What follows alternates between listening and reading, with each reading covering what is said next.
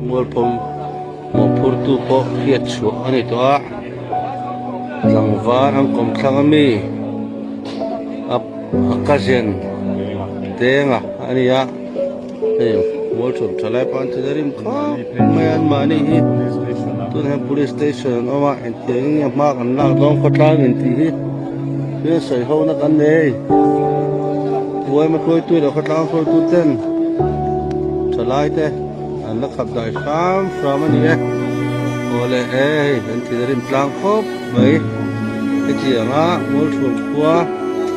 zoram sia tambal pau tak min su tu hi semna na theng ba